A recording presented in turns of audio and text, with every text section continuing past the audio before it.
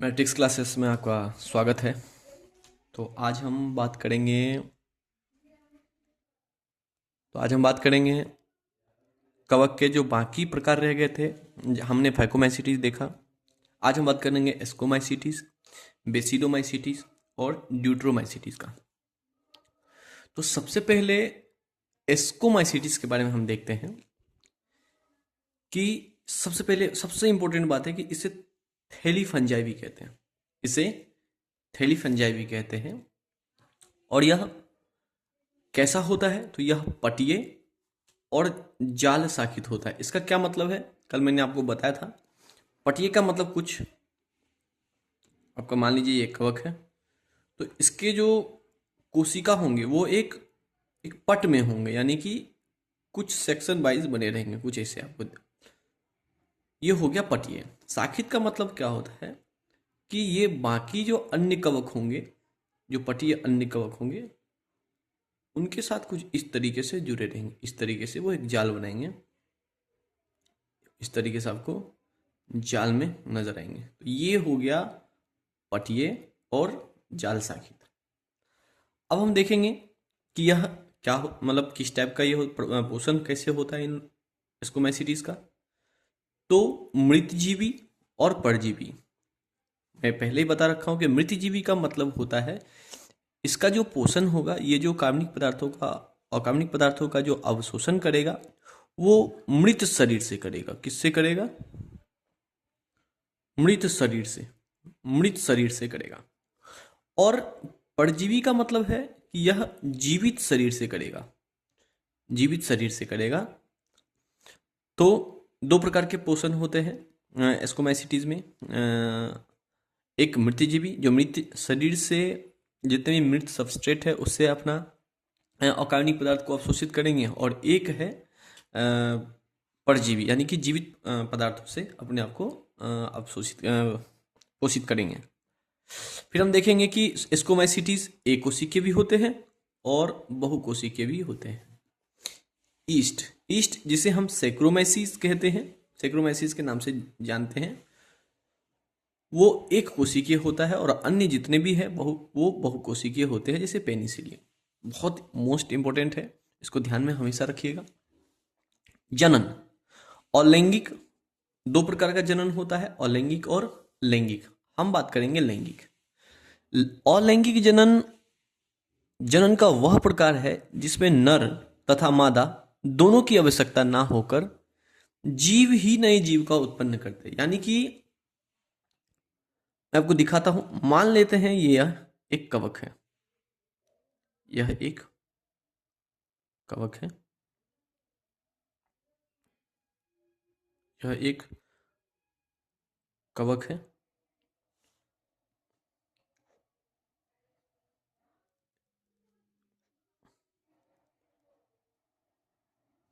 बीजाणु है। यह समय के साथ इस पर ही एक आपको फलनकाय देखने को मिलेगा। जैसे ये आपका एक कवक है, इसी पर ही आपको एक फलनकाय देखने को मिल सकता है। मान लीजिए यहां से आपका ये पटिया है, यहीं से आपको कुछ इस तरीके से आपको फलनकाय देखने को मिलेगा।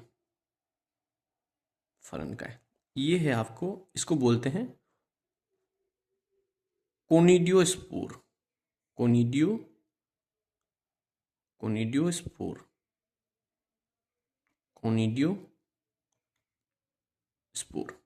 तो यदि आपसे पूछेगा कि अलैंगिक जनन में जो बीजाणु बनते हैं वो कैसे बनेंगे, तो वो कोनिडियम के माध्यम से बनेंगे। तो ये है आपका फलनकाय जो आपको इस तरीके से दिख रहा है, इसको ही बोलते हैं कोनिडियोस्पोर। इसके अंदर ही ये है बीजाणुधर बेसिडियम, इसको बोलते हैं बेसिडियम, सॉरी माफ कीजिएगा, कोनिडियम। इसी को बोलते हैं कोनिडियम, इसी को बोलते हैं कोनिडियम। ये वाला जो पोर्शन दिख रहा है इसको बोलते हैं कोनिडियोस्पोर, और ये वाला जो दिख रहा है ये वाला पोर्शन इसको बोलते हैं कोनिडियम। फिर इस मतलब ये जो कोनिडियम पर ही आपको कुछ इस तरीके से आपको देखने को आकृति मिलेगा। और जिसके ऊपर यानी कि जिसके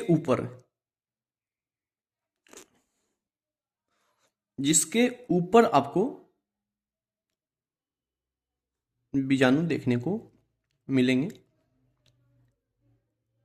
इसी कारण से चूंकि यह इसके ऊपर रहते हैं, जितने भी बीजाणु हैं इसके ऊपर रहता है, इसीलिए आपसे यदि कभी पूछेगा कि यह किस प्रकार का जनन होता है तो आप बोल सकते हैं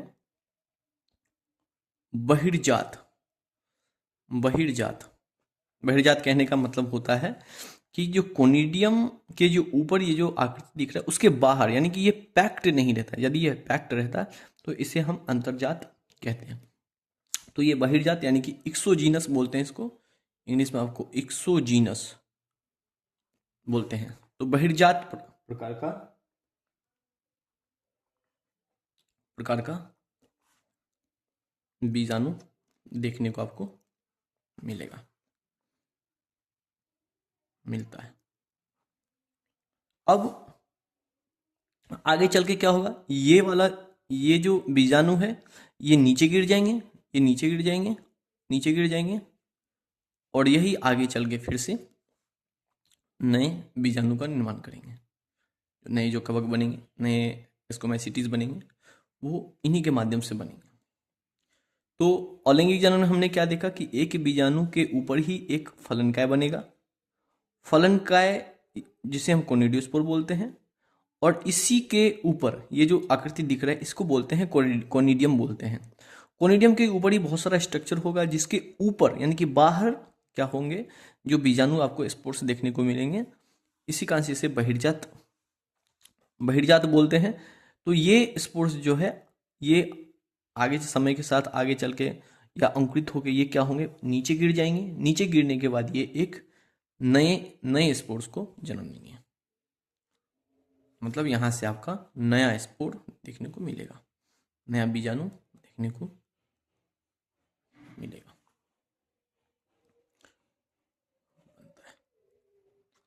अब हम बात करेंगे लैंगिक जनन। तो हाँ, एक चीज और ध्यान देने वाला बात है कि यहाँ पे जो अलैंगिक जनन होगा और ये जो बीजाणु होंगे वो अचल बीजाणु होंगे, अचल यानी कि फ्लैजेला विहीन होंगे। लैंगिक जनन में बात करते हैं तो दो पटीय और शाखित, दो पटीय कोशिका पकड़ लीजिए आप, ठीक है।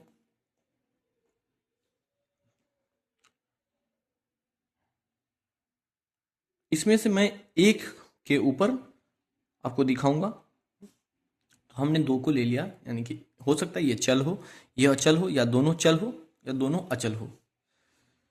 फिर क्या होगा, इन दोनों का जो हमने पढ़ रखा था, जो हमने लैंगिक जनन के 3 चक्र पढ़ रखे थे, जो सबसे पहले प्लाज्मोगेमी होगा, फिर उसके बाद आपका केंद्रक का संलयन होगा और फिर आपके नए बीजाणु बनेंगे। तो वही काम यहाँ पे भी होगा। सबसे पहला स्टेप में क्या होगा, कुछ इस तरीके से आपका प्लाज्मोगेमी होगा,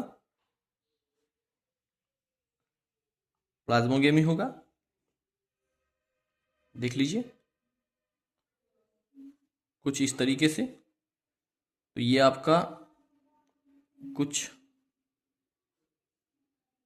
इस तरीके से, ये अवस्था कहलाता है प्लाज्मोगेमी। कल हमने पढ़ रखा था प्लाज्मोगेमी। यहां पे प्लाज्मा का संलयन होगा। अगले स्टेप में, जो पहले स्टेप में ये यहाँ इसके अंदर जो प्लाज्मा है वो यहाँ पे संलयित हो जाएगा। अब अगले स्टेप में क्या होगा, तो आपका केंद्रक मिलेगा। और मैं यहाँ पे एक महत्वपूर्ण बात बताना चाहूंगा कि इसको, ये जो अभी दिख रहा है इसको बोलते हैं द्विकेंद्रीय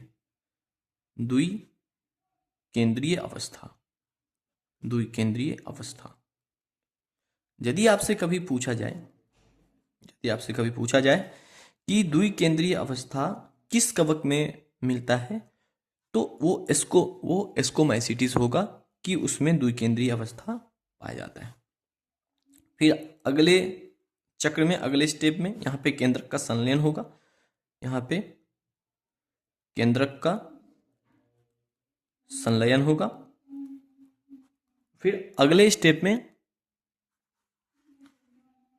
ये जायगोट का निर्माण करेगा, ये जायगोट का, ये दोनों मिल जाएंगे और ये कुछ इस तरीके से जायगोट का निर्माण करेंगे। जायगोट जिसे युग्मनज कहते हैं, युग्मनज कहते हैं, जायगोट का निर्माण करेंगे। फिर इससे ही आगे चल के कुछ इस तरीके से आपको स्ट्रक्चर देखने को मिलेंगे।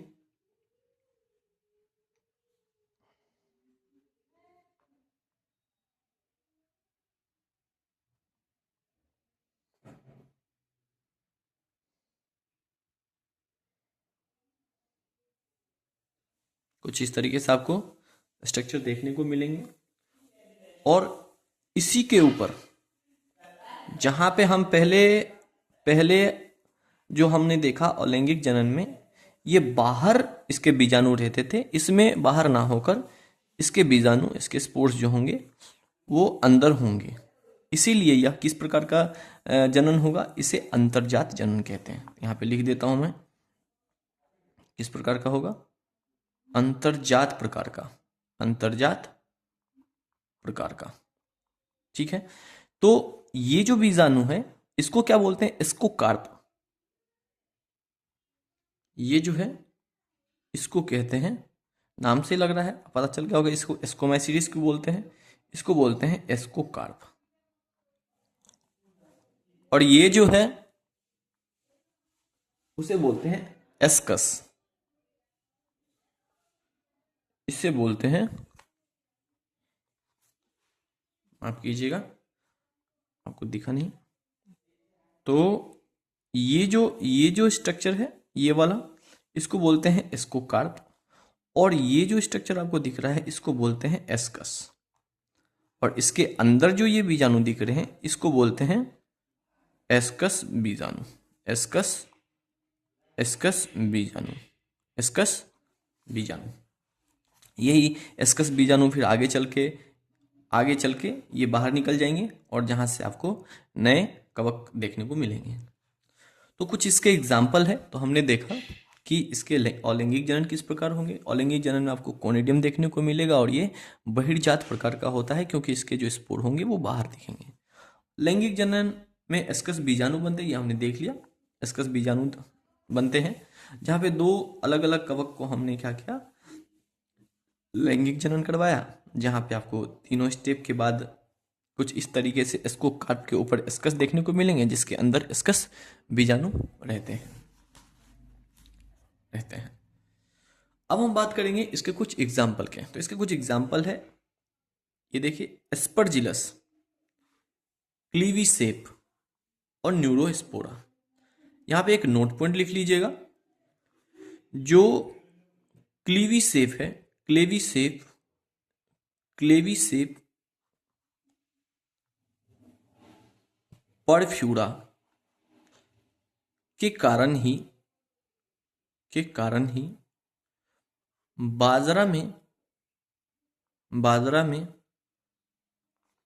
एडगोट बीमारी होती है, एडगोट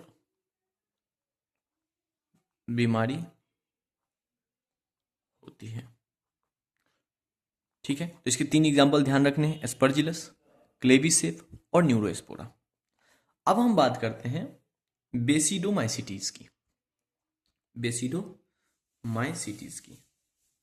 यहां पे सब कुछ सेम होंगे, बस जहां पे एस्कस बीजाणु बन रहे थे उसमें बेसिडियम बीजाणु बनने लगेंगे। बाकी सब कुछ सेम रहेगा, बाकी सारा स्टेप सेम रहेगा। ये तो सारे कवक के कॉमन है, जनरल चीज़ें जो सभी कवक में देखने को मिलेंगी कि दो कवक आएंगे, उनका प्लाज्मोगेमी होगा, फिर केंद्र का संलयन होगा, फिर आपका जायगोट का निर्माण होगा। तो हम देखते हैं इसके बारे में कुछ अन्य महत्वपूर्ण तथ्य। इसे क्लव कवक के नाम से जाना जाता है, इसे क्लव कवक के नाम से जाना जाता है। और ये कहाँ आपको देखने को मिलेगा, इसका स्थान है मिट्टी, लट्ठा और वृक्ष के मुंह पे जो ठूठ होता है वहां पे आपको देखने को मिल सकता है, और अन्य परजीवी के रूप में भी यह किसी सजीव के अंदर रह सकता है। किस प्रकार की संरचना होती है? तो ये पटिए और शाखित दोनों प्रकार को आपको देखने को मिलेंगे।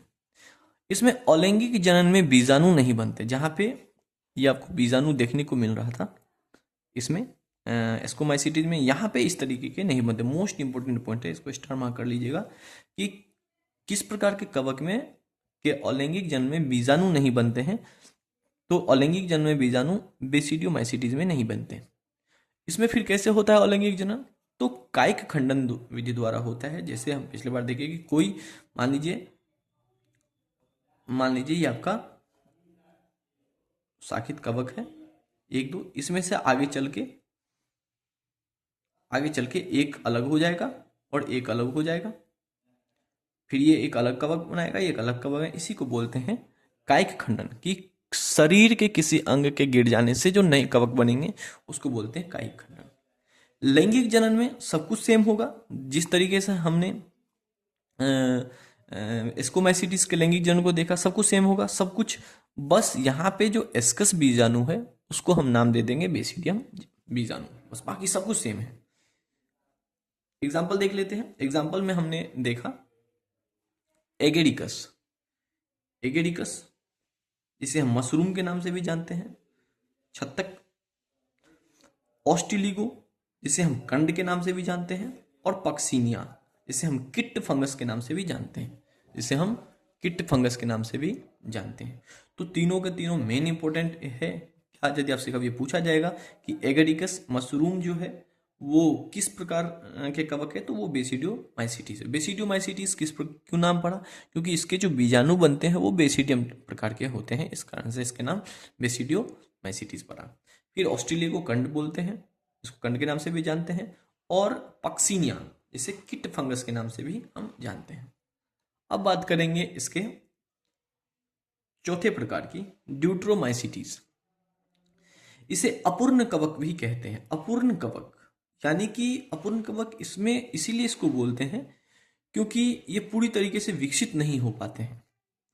यदि यह कभी विकसित हो भी गया, यदि पूर्ण होने के हो गया, तो इसमें या तो एस्कोमाइसिटीज के गुण देखने को मिलेंगे या बेसिडियोमाइसिटीज के गुण देखने को मिलेंगे। इसी कारण से जब यह पूर्ण होगा तो इसे या तो एस्कोमाइसिटीज में रखेंगे या तो बेसिडियोमाइसिटीज में रखेंगे। एग्जाम्पल देख लेते हैं, ऑल्टरनेरिया, ओलिट्रैकम और ट्राइकोडर्मा। तो ऑल्टरनेरिया को हम देखेंगे कि आलू में जो अर्ली ब्राइट रोग होता है, अर्ली ब्राइट, बहुत ही इंपॉर्टेंट है कि पूछा जाएगा आपसे कि आलू में अर्ली ब्राइट जो रोग होता है, डिजीज जो है, वो किसके कारण होता है? तो वो होते हैं ड्यूट्रोमाइसिटीज नामक कवक या जिसके अंदर आता है ऑल्टरनेरिया। फिर हम पढ़ेंगे कोलीट्रैकम। गन्ने में जो लाल कीट रोग होता है उसमें आपको देखने को मिलता है, और एक अन्य एग्जाम्पल ट्राइकोडर्मा। तो हमने आज कवक के सभी प्रकार को खत्म कर दिया। जहाँ पे हमने देखा एस्कोमाइसिटीज को, जहाँ पे हमने देखा बेसिडियोमाइसिटीज को, फिर हम देखे ड्यूट्रोमाइसिटीज को। तो यहाँ पे आपका कवक खत्म होता है, यानी कि हमने जीव जगत के वर्गीकरण को सबसे पहले हमने मोनेरा किया, मोनेरा के बाद हमने प्रोटिस्टा किया, प्रोटिस्टा के बाद हमने कवक किया। अब हम पढ़ेंगे वनस्पति, मतलब पादप जगत। तो पादप जगत को हम बहुत डिटेल से पढ़ेंगे, यानी कि अब हम यदि पादप जगत में एंट्री करेंगे तो पादप जगत में सब कुछ पढ़ेंगे जिससे आपका पूरा वनस्पति जगत ही खत्म हो जाए। फिर हम इसके बाद स्टार्ट करेंगे आपका जंतु जगत, तो जहाँ पे आपका पूरा बायोलॉजी खत्म हो जाएगा। तो आज के लिए इतना ही। मेरे साथ बने रहिए, मैट्रिक्स क्लासेस के साथ आप बने रहिए, जिससे आपका तैयारी अच्छा हो जाए और आने वाले सभी वनडे एग्जाम में आपकी तैयारी बेहतर हो, जिससे आपका सिलेक्शन, और आप जिस चीज़ का भी प्रिपरेशन कर रहे हैं उसमें आपका सिलेक्शन हो जाए। धन्यवाद।